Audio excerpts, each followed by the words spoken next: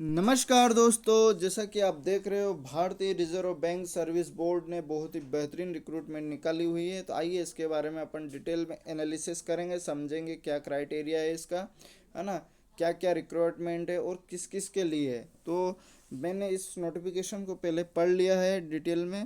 तो इसमें आपको ग्रेजुएशन वाले के भी लिए है, आईटी सेक्टर वालों के भी लिए है, और उसके बावजूद अगर आप कॉमर्स कॉमर्स बैकग्राउंड वालों हैं तो भी आपके लिए इसमें है ना। तो ऑलमोस्ट इसमें सभी ग्रेजुएट बंदे इंक्लूड है ना।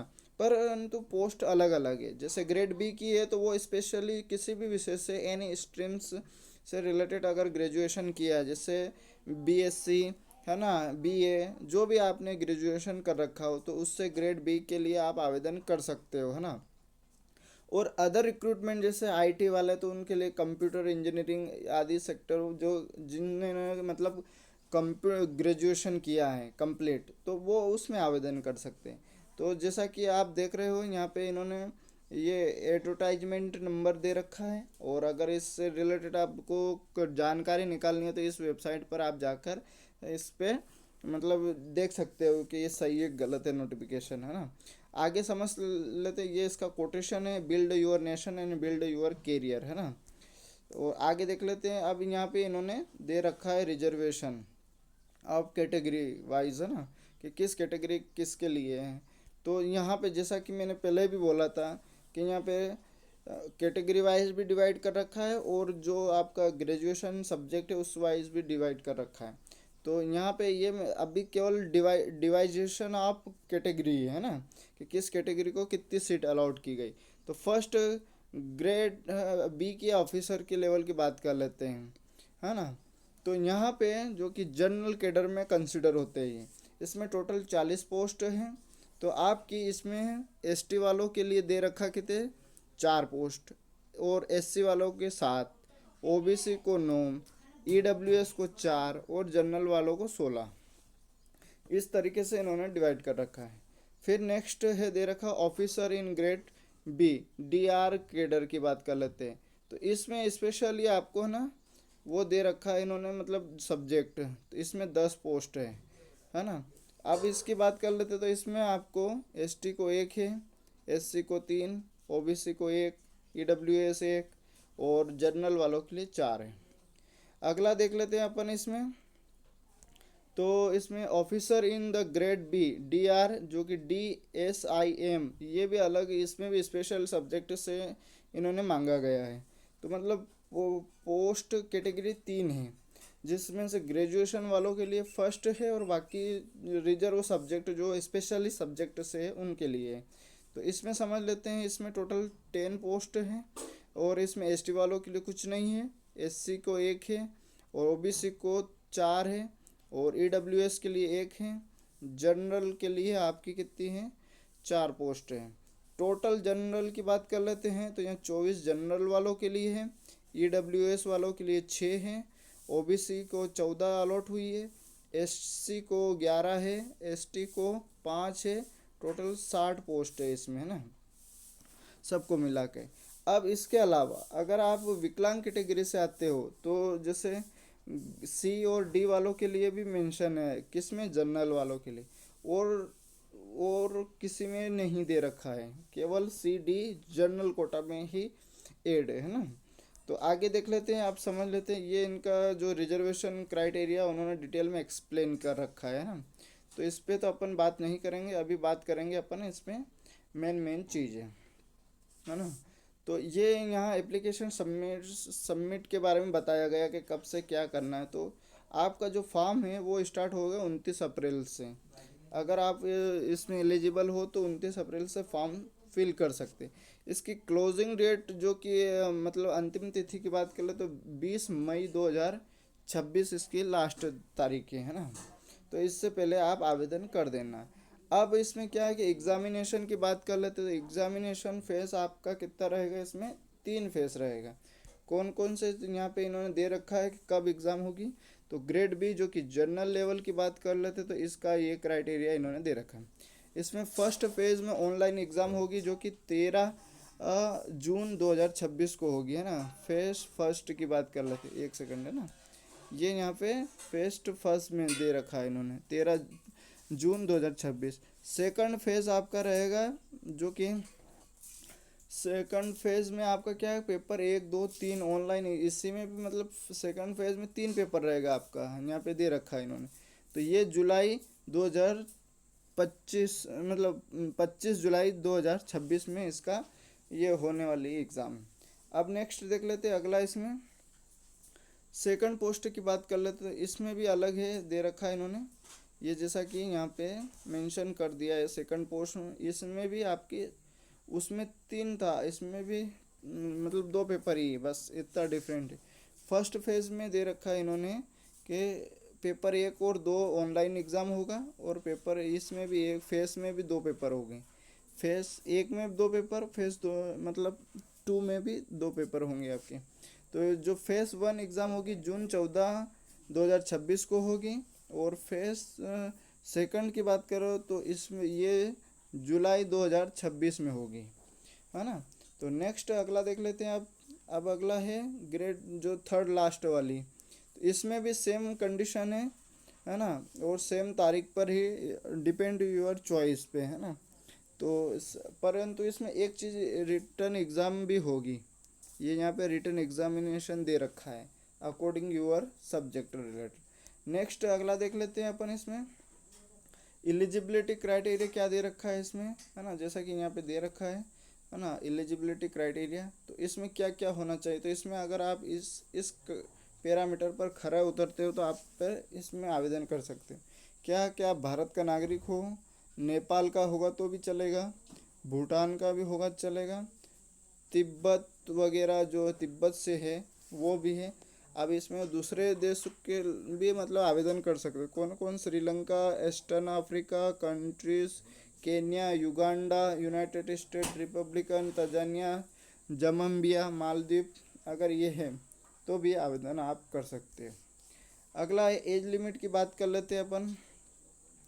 तो एज क्राइटेरिया की बात करें तो इसमें 1 अप्रैल 2026 से काउंट होगा।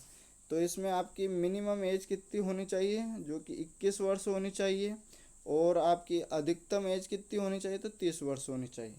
अगर आप रिजर्व कैटेगरी से हो, ये जैसे कि यहाँ शेड्यूल कास्ट वगैरह, बैकवर्ड ओबीसी वगैरह हो, तो आपको अकॉर्डिंग टू गवर्नमेंट रूल के अनुसार आपको रिजर्वेशन प्रोवाइड किया जाएगा।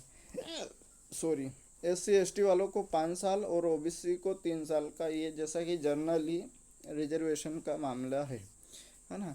नेक्स्ट अब इसमें समझ लेते हैं अपन मिनिमम एजुकेशनल क्वालिफिकेशन। जैसा कि मैंने बताया था पहले कि वो जो 3 फेस में डिवाइड कर रखी है, तो उनका क्वालिफिकेशन क्या है। तो जैसा कि ग्रेड B1 की जर्नल की बात कर लेते हैं, तो इसमें दे रखा कि किसी भी विषय से, है ना, या टेक्नीशियन से, या पर्सनल क्वालिफिकेशन विथ कितना 60% होना चाहिए जनरल वालों के। अगर आप ST वाले हैं, SC ST वाले या विकलांग कैटेगरी से हो, तो आपको 50% होना चाहिए, है ना। तो आप इसमें आवेदन कर सकते हो, है ना। और दूसरी बात ये है कि आप पोस्ट ग्रेजुएट होना चाहिए इसमें, है ना, जो रिलेटेड सब्जेक्ट है वो। तो उसमें अगर पोस्ट ग्रेजुएट हो तो आपको मिनिमम 55% होना चाहिए आपका उसमें, है ना। और दूसरी ये है, इन्होंने पोस्ट SC ST वालों के लिए भी दे रखा है रिजर्व में। अगला है इसमें ग्रेजुएशन लेवल नोट, ये यहाँ पे नोट भी लिखा गया है कि अगर आप इसमें ग्रेजुएशन हो तो भी आप इसमें आवेदन कर सकते हो, है ना। और अगर पोस्ट ग्रेजुएट वालों है तो भी आप इसमें 2 साल का अगर कोई पोस्ट ग्रेजुएट करते हैं तो भी आप इसमें आवेदन कर सकते हो। नेक्स्ट, किसी भी सब्जेक्ट रिलेटेड डजेंट मैटर। अब जो सेकंड फेज है इसमें स्पेशली क्राइटेरिया दे रखा है ना। इसमें केवल पोस्ट ग्रेजुएशन वाले इसेंशियल है, यानी कि आवश्यक है ना। उसमें आवश्यक नहीं था, इसमें आवश्यक है। तो इसमें जैसे कि MA MSc इकोनॉमिक्स, है ना, MA MSc इन course such as qualification economics, mathematics economics, applied economics, यानी कि ऑलमोस्ट कॉमर्स बैकग्राउंड के होने चाहिए आप, है ना। और इसमें अगर कॉमर्स बैकग्राउंड है तो आप इसमें आवेदन कर सकते हो। नेक्स्ट दे रखा है ना, और में दे रखा है तो जैसे एमएससी होना चाहिए, पोस्ट यही सेम है, वो तो पोस्ट ग्रेजुएट होना चाहिए इससे रिलेटेड, कॉमर्स बैकग्राउंड से, है ना।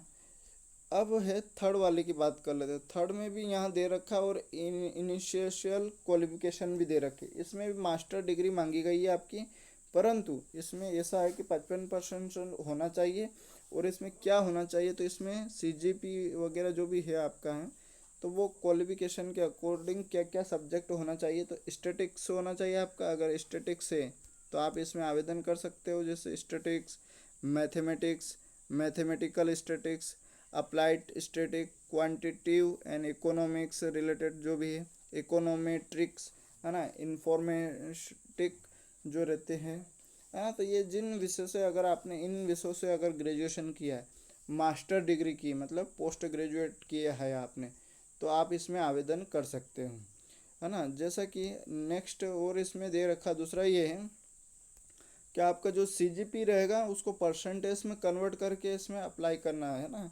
ये यहाँ bachelor degree in with minimum 60% होना चाहिए। आपकी जो भी बैचलर डिग्री है पोस्ट ग्रेजुएशन के जो नीचे आप ग्रेजुएशन करते हो उसमें 60% हो तो आप आवेदन कर सकते हो, है ना। ये दे रखा है इन्होंने। और अगर रिजर्व कैटेगरी का हो तो आपको थोड़ा बहुत छूट मिल जाएगा इसमें।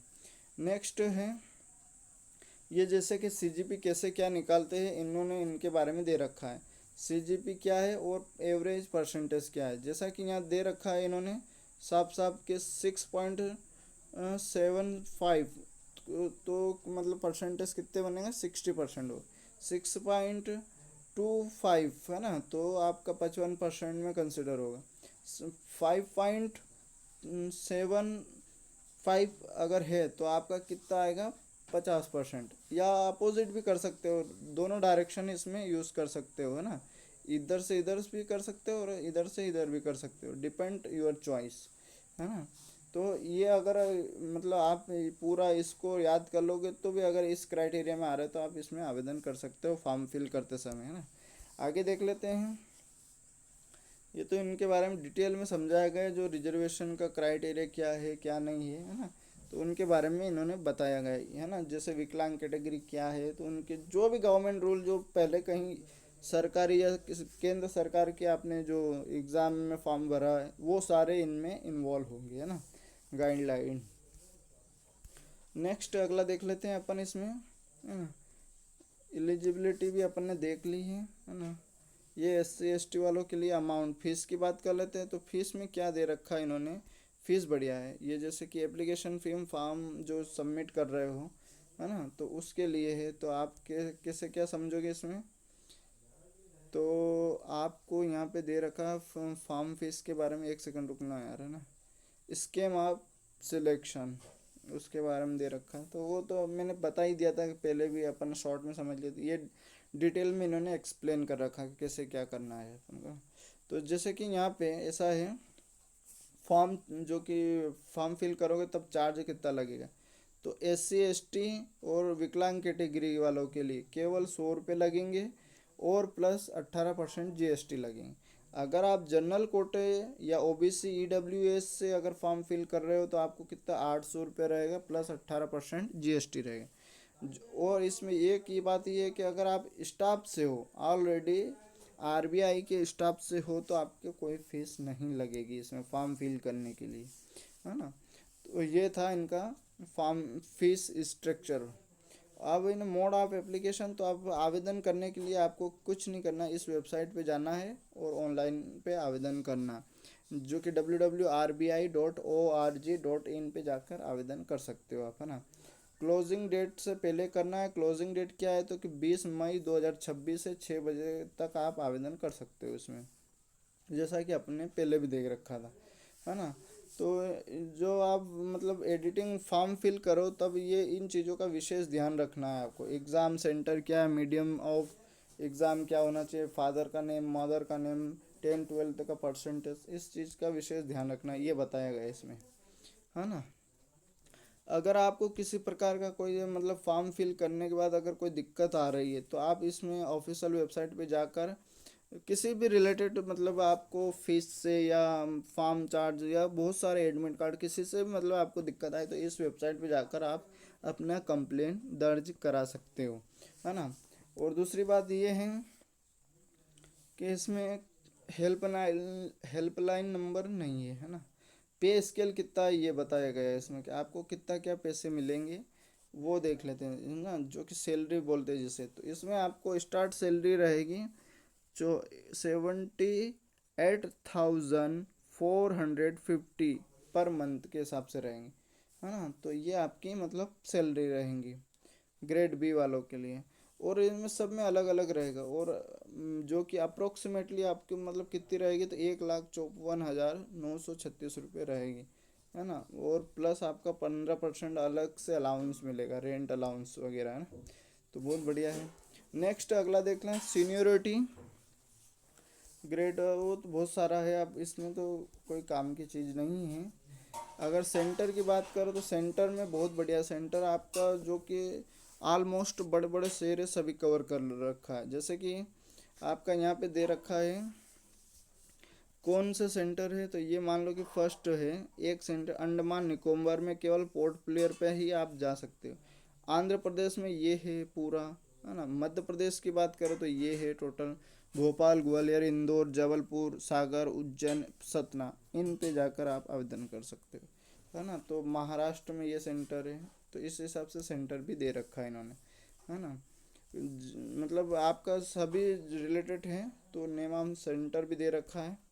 आप जो स्पेशल सब्जेक्ट से हो तो इनके लिए है ना, ग्रेड जनरल वालों के लिए तो बढ़िया है। ऑलमोस्ट आपके पास में ही मिल जाएगा सेंटर वगैरह सभी, है ना। अगला देख लेते हैं इसमें क्या है मेजर, है ना।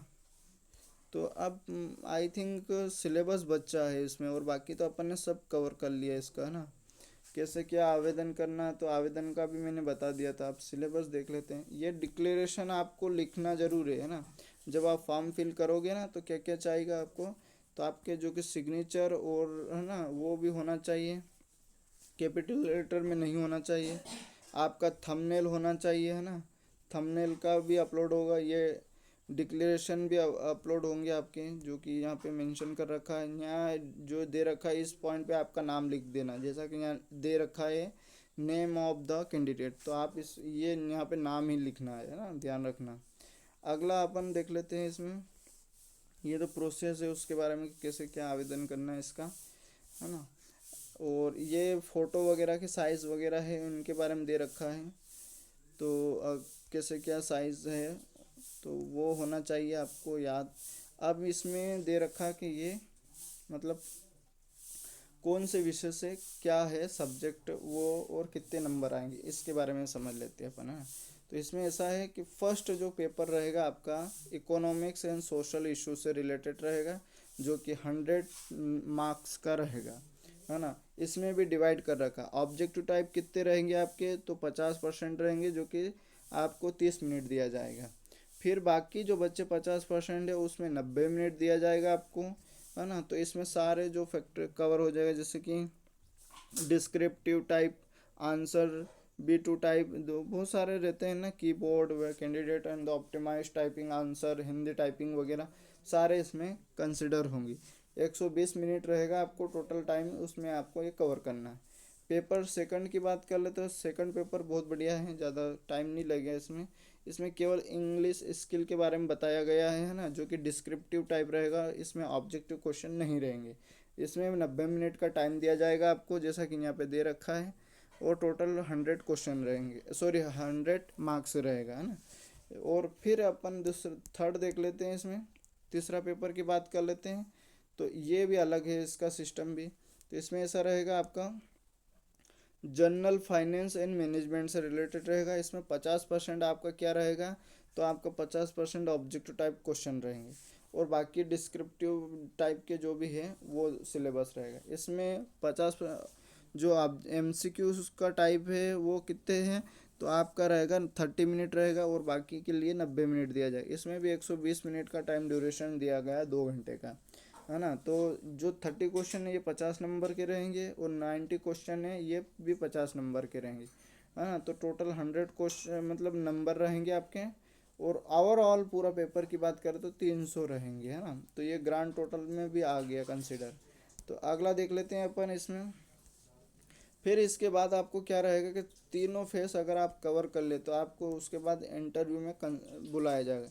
इंटरव्यू का जो कि तीनों पेपर से जो भी मार्क्स है, तो इंटरव्यू का मार्क्स रहेगा 75% मार्क्स रहेंगे आपके, है ना। तो इंटरव्यू में ध्यान रखना है, इसमें अच्छे से ईमेल आपका जो रहेगा ना उस पर आपका कॉल लेटर भेज दिया जाए। तो ईमेल अच्छे से फिल करना है इसमें, जो कि आप यूज़ करते हो, है ना।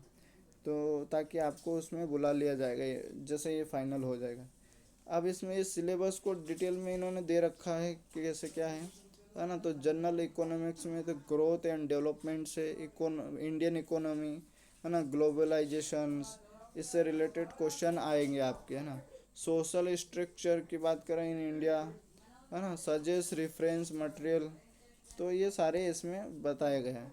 फिर है पेपर 2 में इंग्लिश राइटिंग आएगा आपका, और पेपर 3 की बात है जनरल फाइनेंस मैनेजमेंट से आएगा। तो इसमें फाइनेंशियल सिस्टम से रिलेटेड सारे फैक्ट कवर होंगे, जैसा कि इसमें मेंशन कर रखा है।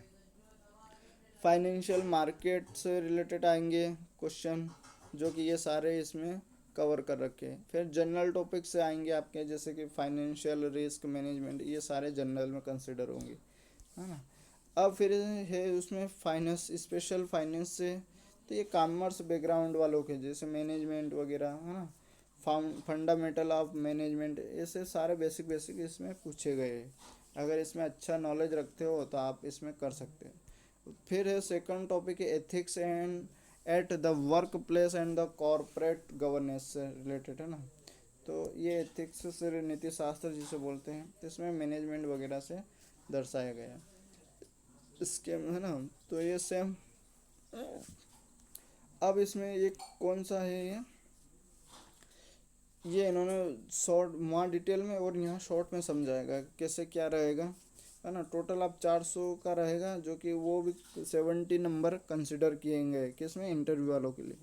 तो ये अपन ने पहले भी फेस 1 की बात कर लेते थे अपन ने, जो वहाँ पे देखा था कि, है ना, 120 ऑब्जेक्टिव टाइप रहेंगे, फिर इंग्लिश डिस्क्रिप्टिव पेपर रहेंगे फेस 1 में, दोनों का 100-120 नंबर मिनट रहेगा, सॉरी, है ना, और 100 नंबर के रहेंगे। फिर थर्ड पेपर में भी ये जैसा कि यहाँ पे दे रखा है इन्होंने, सेकंड पेपर में भी ये रहेगा कि आपका सेकंड पेपर है ना इकोनॉमिक्स से रिलेटेड रहेगा, और ये डिस्क्रिप्टिव रहेगा। इसमें इसमें अपन को लिखना पड़ेगा, ये भी 120 मिनट का टाइम है, 100 नंबर दिया जाएगा। थर्ड में ये है कि इकोनॉमिक्स रिलेटेड मतलब कॉमर्स बैकग्राउंड वालों के लिए रहेगा, है ना, कंप्यूटर भी इन्वॉल्व रहेगा इसमें। तो 120 इसमें भी है और 100 इसमें भी है। तो ये सिलेबस सहित अपन ने इसमें डिस्कस किया है पेपर वाइज, है ना। तो चैनल पे नए हो तो लाइक कर दीजिए, सब्सक्राइब कर दीजिए, ताकि ऐसे रिक्रूटमेंट से रिलेटेड आपको नोटिफिकेशन टाइम टू टाइम मिलता रहे।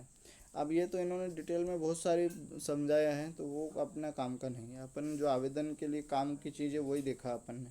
हाँ, बहुत सारी चीज़ दे रखी है इन्होंने तो चलिए मिलेंगे नेक्स्ट वीडियो में, तब तक के लिए जय हिंद।